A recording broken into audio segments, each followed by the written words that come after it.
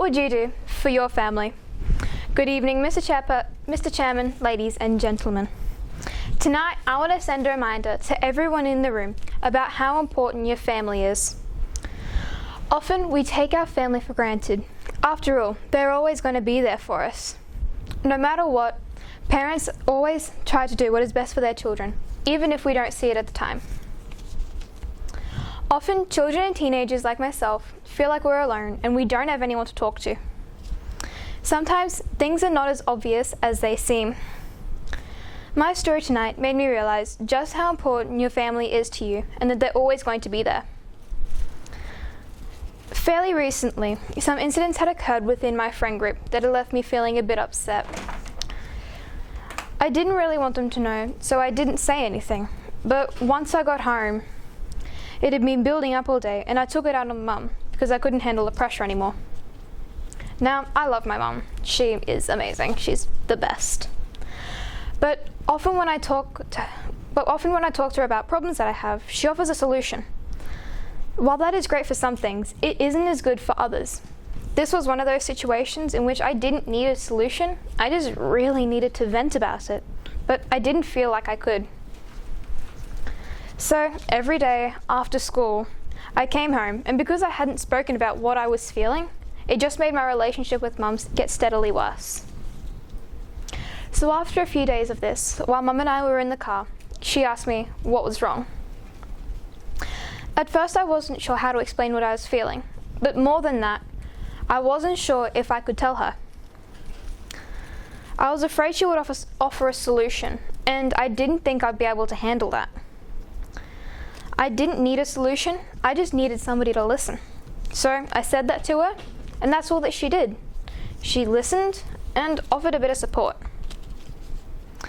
I'm grateful to have such great parents. I'm grateful that when something was wrong, I can go to either of them to talk about it. But finally, I am grateful that even though I didn't feel like I could talk to anybody at the time, Mum showed me that even if it feels like we're alone, we still have somebody that we can turn to. I have come to realize that often when people talk to each other, they don't listen with the intent to understand. We listen with the intent to respond. When we talk to each other, we're too busy thinking about what we're going to say next before the person even says the end of their sentence. To everyone in the room tonight, but especially the parents, when your child or someone else that you know is talking to you about something that is going wrong, listen with the intent to understand what they are saying and how this may be affecting them. With this having been said, sometimes we don't feel like we can talk to you because we see how busy you are. As much as you may try to hide it, we can see how busy and stressful your lives are, and we may think that what we're going through isn't as important as whatever it may be that you are doing. But please, take a moment every now and again to just sit with your kid and talk to them. I have friends who are on social media a fair amount, and they see images of people living their perfect lives, and that puts a lot of pressure on them.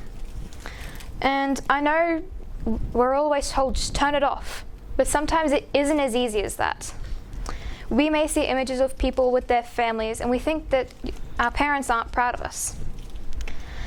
Kids often seem to think that they have to change who they are or what they're doing or how they act just to make their parents proud.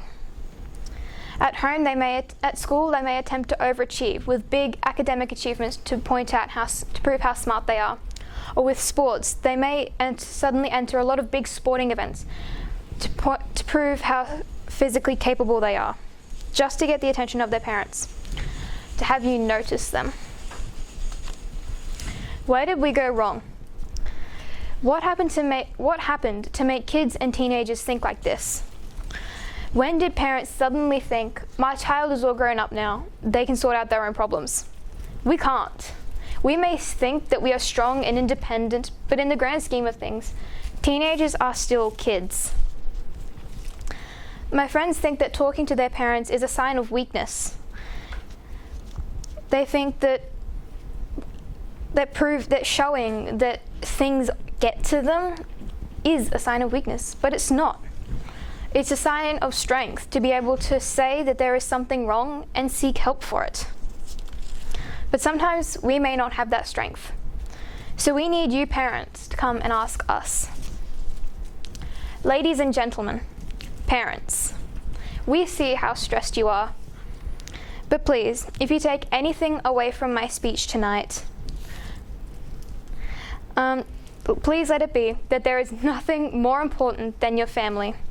And with all of these current fears and challenges going around, it is now more than ever that you need to sit down with your child and talk. So when the night is over, go home, sit down, talk to each other, but most importantly, listen.